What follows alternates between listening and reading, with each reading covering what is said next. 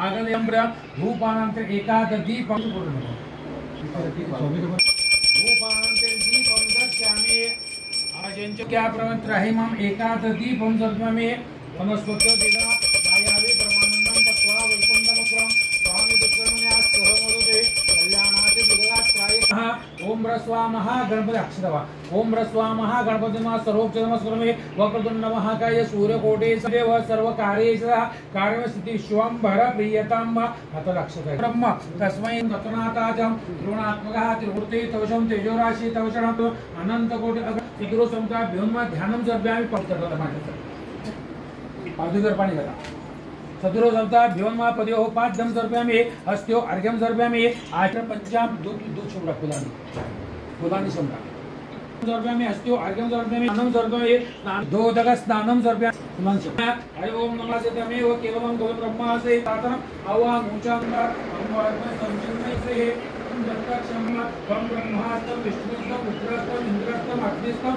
वायुस्त्रम चंद्रमास्त्रय वर्णादीन तदनंतरम अनुस्वार चांद्रम संदेहि सहिष्णायनवे कन्नो रक्तगंधानिलिप्तांगम रक्त आविर्भुतंचष्टादो प्रवते पुरुषात्तरम नमः प्रमोदे नमस्कृतं बोधने एकदंता योजायता मुखंद्रश्य कानिश्य प्राणादय नाभ्यासंचो प्रथम तद्ध्यां सल्याजने सुगंधने मालत्याजन प्रभोते बिल्व परमाद्य विश्वाम जगदीशमे प्रसीदतु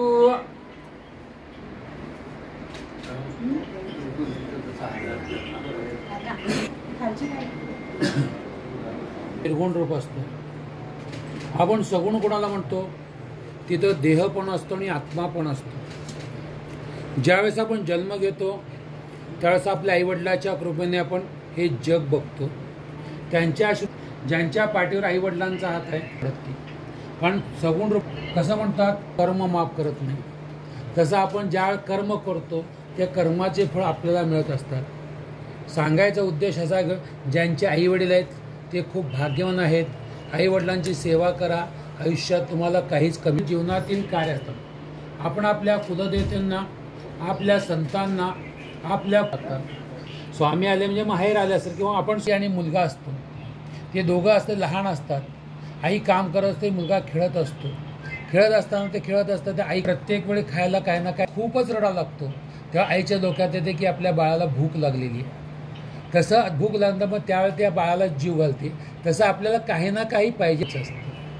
कसं माणसाला सर्व काही दिलं असतं पण समर्थाने म्हणलं जगी सर्व सुखी असा कोण आहे. तसं आपल्याला काही ना शेवटीला जरी काही असलं तर आपली प्रकृती तरी आपल्याला चांगली ठेवू. नामस्मरण करायचं. तुम्हाला रोज जमलं नाही जमलं दर गुरुवारी करायचं. गुरुवारी पण नाही जमलं तर पौर्णिमे दिवशी न चुकता करायचं. ज्यावेळेस आपल्या मनातली इच्छा पूर्ण होत असेल तेव्हा घरी जो स्वयंपाक केलेला असता तो स्वामींना नैवेद्य दाखवायचा आणि तो श्रीफळ पाण्यामध्ये सोडून द्यायचा. तुमचा संकल्प अवघड आहे काही ना काही कारणानं अडचण येत असं ज्या वाटत असेल एक पाट घ्यायचं. पाटाच्या मध्यभागी तांदूळ घालायचा. एक कलश घ्यायचा. कलशामध्ये तो नारळ ठेवायचा.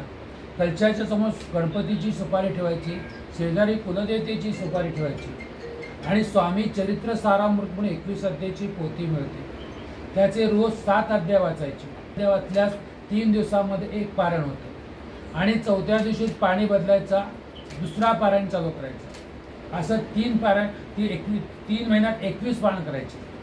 3 महिन्यात 21 पारायण करायचं कारण काय असतं? एका वर्षाचे आपण काही जरी कमवलं असेल काहीतरी केले असेल तर एक भाकरी कमवतो. एक भाकरी कमवल्यात त्याची अर्धी भाकरी ही आपल्या संसारासाठी असते. अर्धी भाकरी ही अतिथीसाठी असते चतकोर भाकरी आणि चतकोर भाकरी धार्मिक कारणासाठी असते. म्हणून एका वर्षाचे 12 महिने असतात. त्या 12 महिन्यातले 3 महिने हे 1/4 भाग होते. म्हणून आपण आध्यात्मिक कार्य केलं किंवा पोथी वाचली हे एका वर्षाचं पुण्य त्याच्यामध्ये मिळत असतं. म्हणून 3 महिन्यात 21 पारायण पूर्ण केल्यानंतर आपण जी मागितलेली इच्छा आहे ती पूर्ण होती. शेवटी आपला विश्वास आपली श्रद्धा आणि आपलं संकल्प याच्यावर महत्त्व असतं. समजलं सगळ्यांना? शतपुष्पांचं अर्थ आम्ही हे नैवेद्य दाखवा. सोमदसकं भर्गो दिवस धीमे धियो यो न प्रचोदयात्. स्वाहा व्यानाय स्वाहा उदाने स्वाहा समाने स्वाहा ब्रह्मणे नमः.